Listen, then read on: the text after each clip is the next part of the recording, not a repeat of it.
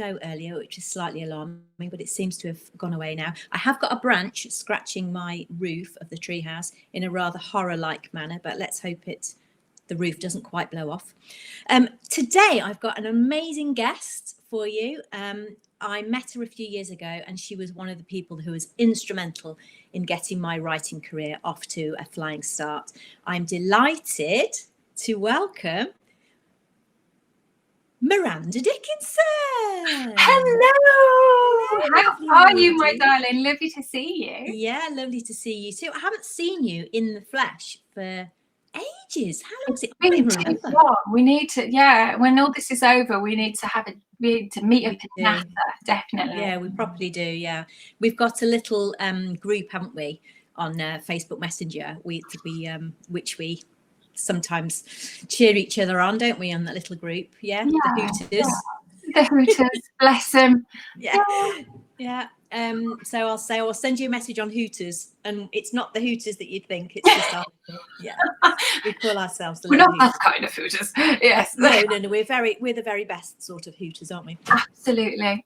So I met you properly. Well, I sent you a tweet when you announced that you got a new book coming out and that you were pregnant. Yeah. And I said, oh, thank you. So congratulations, well done and everything. And you said, oh, I've heard you've got you've just published your first book and I'm hearing really good things about it. And I was like, yes. And, Miranda's tweeted me. And then my book shot up the charts and then it all started to kick off. So to be honest, I owe you a massive drink. Down to me. No, it's not. It's really not. No, it's really funny.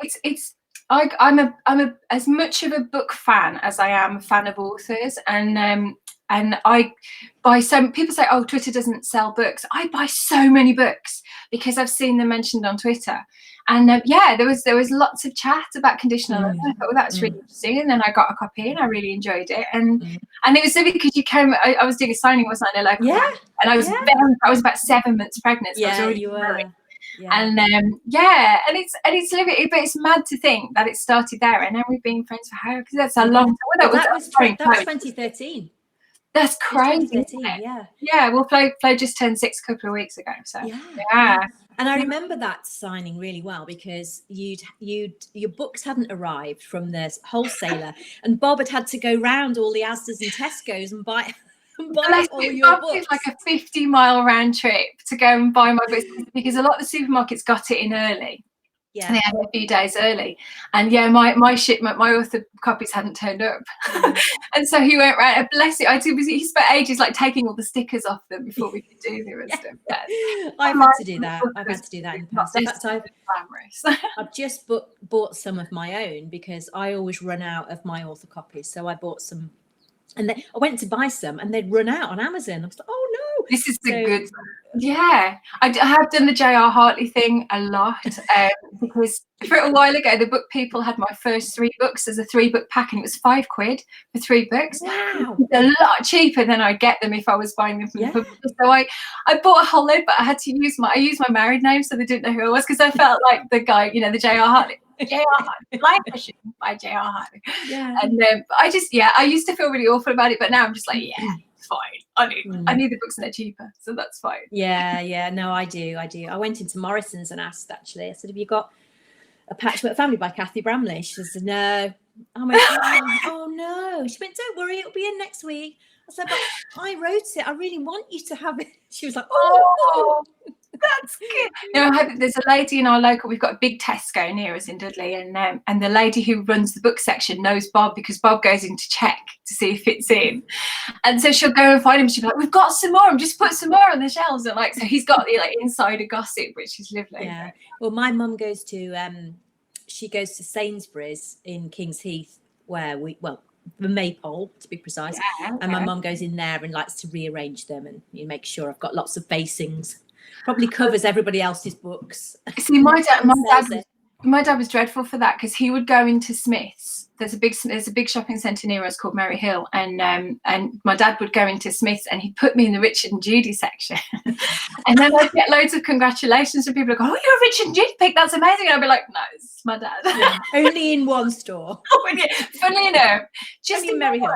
Yeah. but yeah. Well, it's what you do, isn't it? It's like, you know, my father-in-law the first time went, you weren't at eye level, so I moved the book that was at eye level, and the book that was at eye level was Bernard Cornwell, and it's just like, number 5, that'll do. Take it out of there. I'm like, fine. He can cope.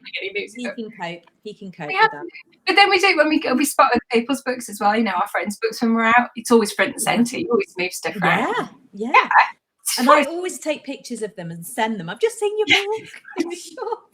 I did get questioned once in Sainsbury's because I was taking a photo of your book and Holly Martin's book, and they were like side by side. I was like, oh, it really is on the shelf. So it's like, can I ask what you're doing, please? I had to kind of go, I'm not I'm a friend. I'm not an industrial spy.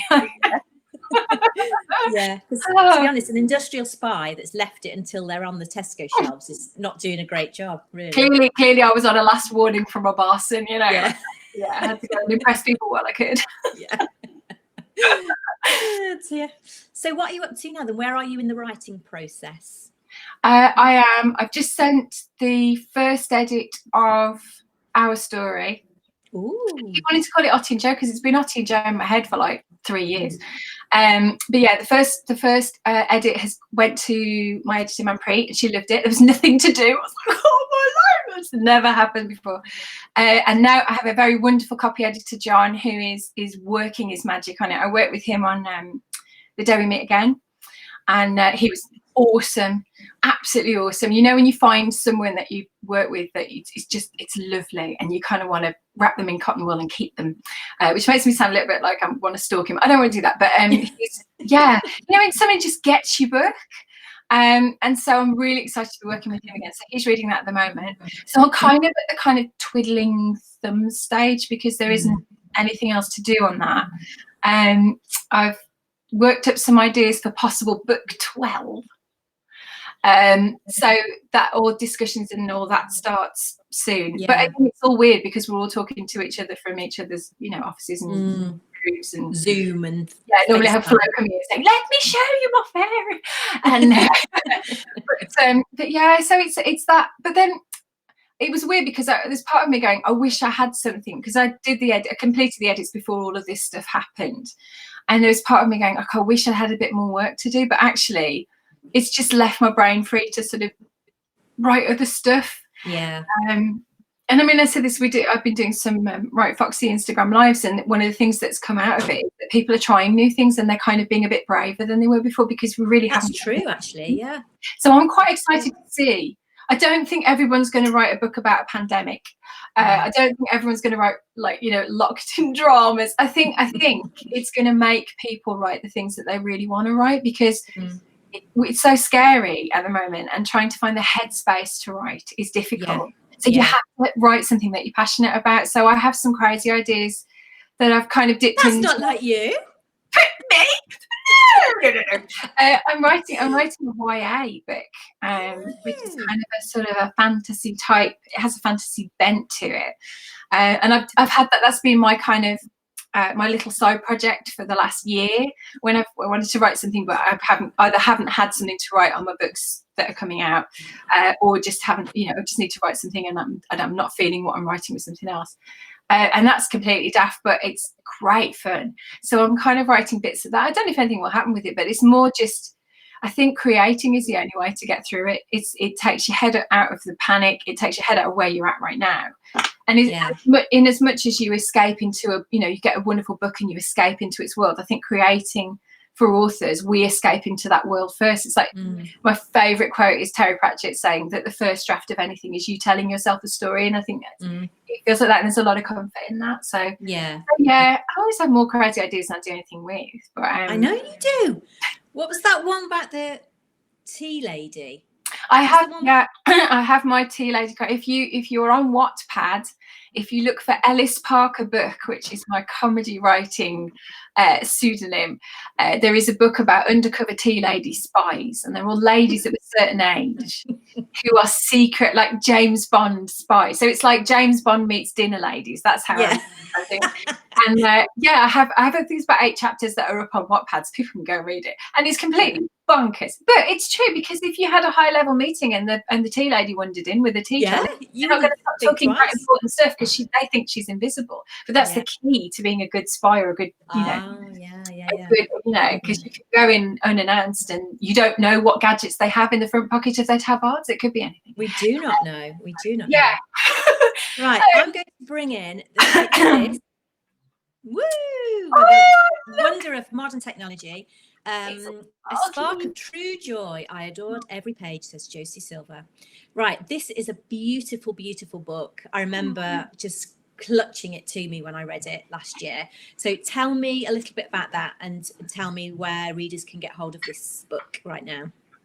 So The Day We Meet Again is a story about two people who meet the right person at completely the wrong time. And it starts with Phoebe and Sam. They are travelling off on adventures for a year, but their trains get delayed at St Pancras Station in London, and they meet when that delay happens. And they kind of realise that they could be each other's soulmate. And you see them fall in love. They have a 4-hour delay, and they realise that this is the person that they could quite potentially want to spend the rest of their lives with.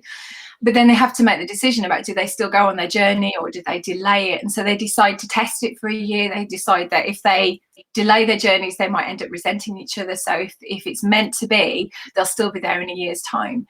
And so they go off, and they're literally going in opposite directions. So Sam's going up to the Isle of Mull. He's a violinist, folk violinist. And he's going ostensibly to learn all the old traditional Scottish tunes that were around him when he was born, because he was born on the island.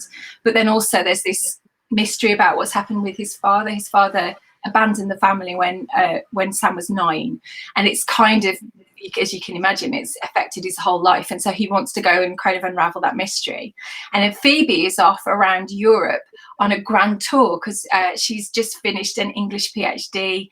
Her favourite book is A Room with a View by Ian Forster, and it's the idea of everyone going on this grand tour of all the beautiful places in Europe, and she wants to do the same thing. And it's the first time she's ever done anything that feels that brave, and so she's determined to go as well. And so you kind of, while they're off in their respective journeys, you see them talking to each other, and then it's kind of, well, after the love at first sight moment, can you actually make it last? And you'll find out in the book. And this is a bit of a bargain at the moment, isn't it? It's 99p on ebook at the moment. Yeah, which is lovely and completely unexpected. I didn't think that was going to happen, because it came out in September, so it's been out for a while.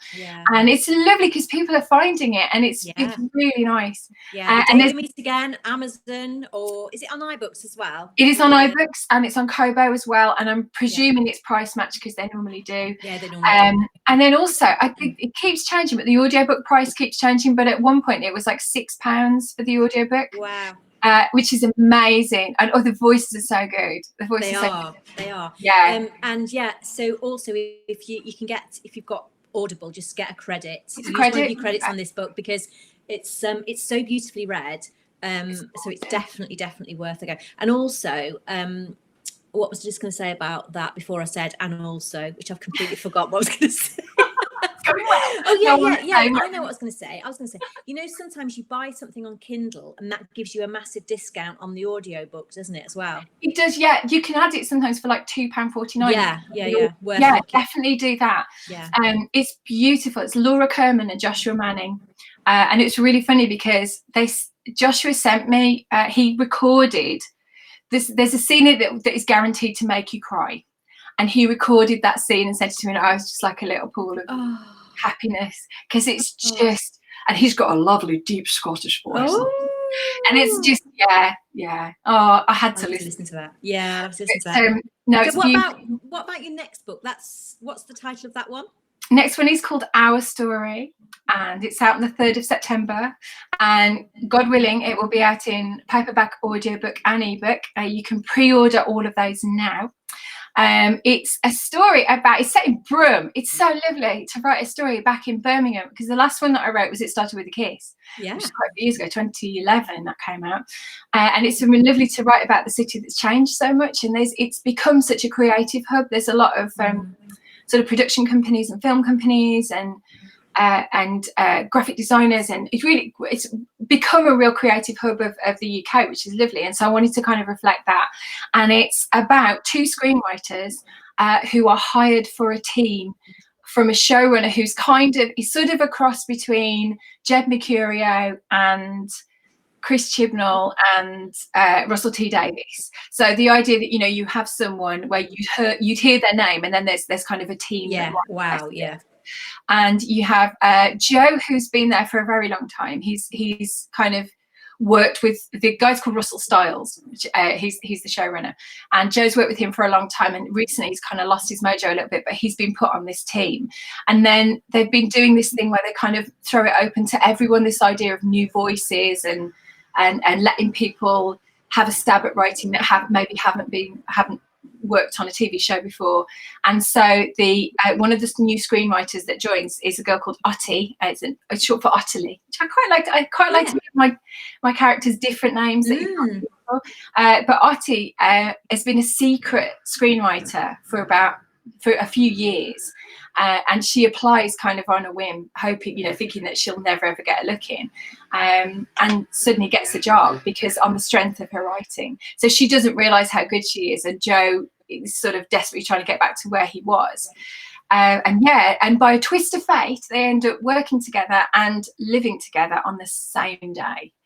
And it's a story about 2 people that start off as strangers, and you see them becoming friends, and then you see them falling in love, and they don't realise they're falling in love. And I wanted to have a story that made you feel every tiny detail. When you're falling in love with someone, the tiny details seem enormous.